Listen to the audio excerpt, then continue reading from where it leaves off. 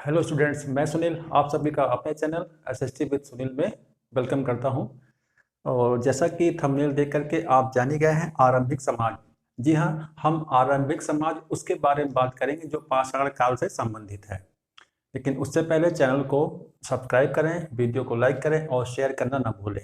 Okay, तो जल्दी से आते हैं अपने टॉपिक पर, यानी कि पाषाण काल, जिसको हम स्टोन एज भी कहते हैं। पाषाण काल से संबंधित जो प्रश्न बनते हैं वो क्या बनते हैं? सबसे पहले तो बनता है कि इसको कितने भागों में बांटा गया है, कितने भाग में इसको मतलब कि डिवाइड किया गया है।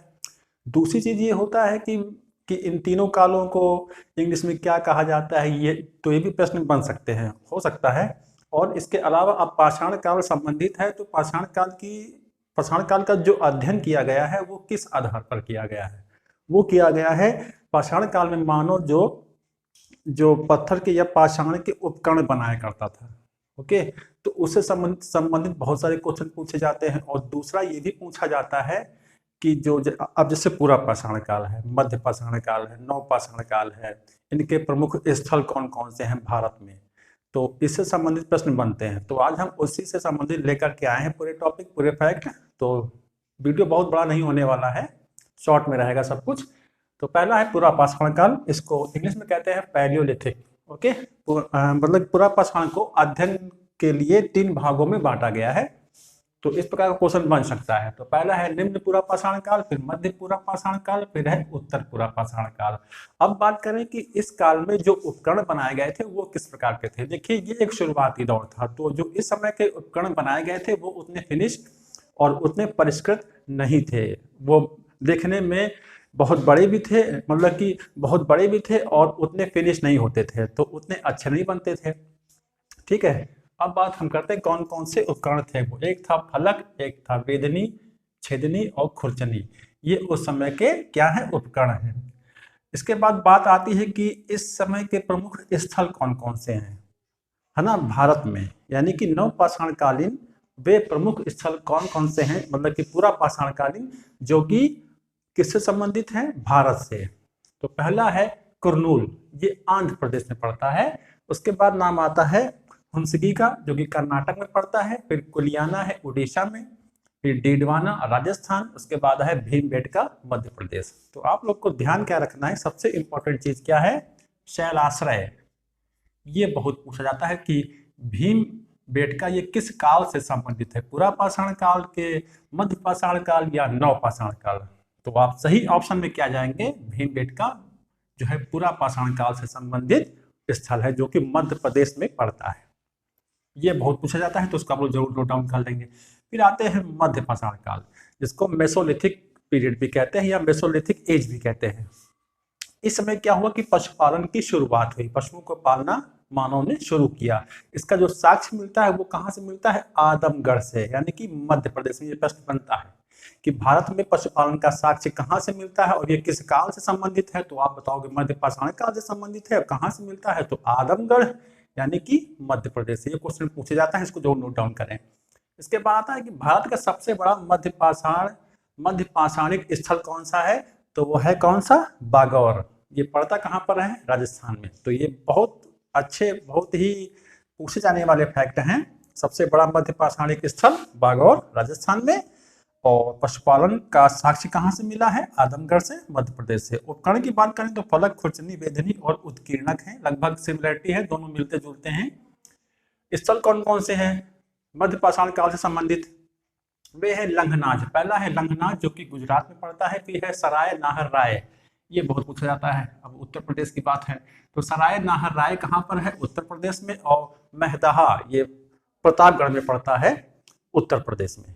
ठीक है, उसके बाद आता है बीरभानपुर, पश्चिम बंगाल। तो इसमें 2 पूछे जाते हैं बहुत ज्यादा, क्या 3 पूछे जाते हैं। एक मतलब लंघनाज, और सबसे ज्यादा जिसके संभावना की एक्सपेक्टेड जो ज्यादा है वो कौन सा है, सराय नाहर राय। ये बहुत पूछा जाता है कि कहां पर है।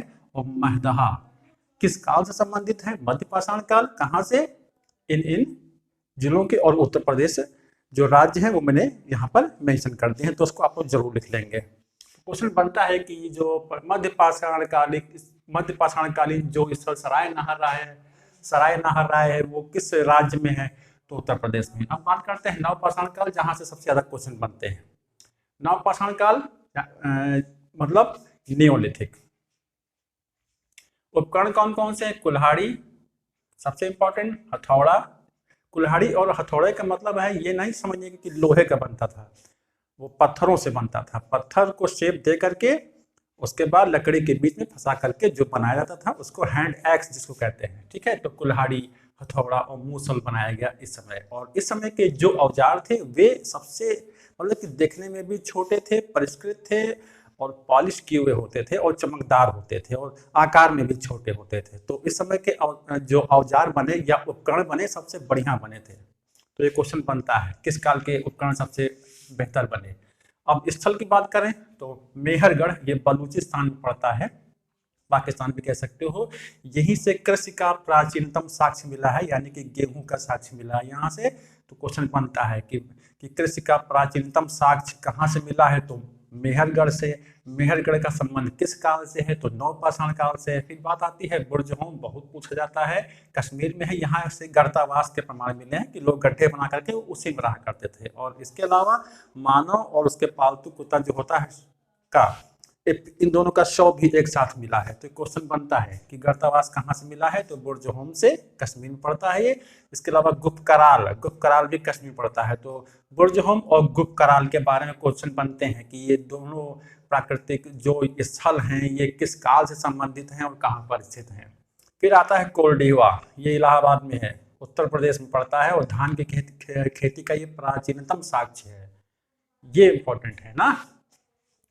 तो क्वेश्चन बनता है कि धान की खेती का प्राचीनतम साक्ष्य कहाँ से मिला है, जो किस काल से संबंधित है? तो वह है कोल्डीवा, इलाहाबाद, उत्तर प्रदेश में। उसके बाद आता है मगहरा, यानी कि उत्तर प्रदेश, ये महदहा है और ये मगहरा है। उसके बाद आता है चौपानी मांडो, उत्तर प्रदेश, है ना। और यहाँ से प्राचीनतम मृदभांड का साक्ष्य मिला है। मृदभांड माने मिट्टी के बने हुए बर्तन।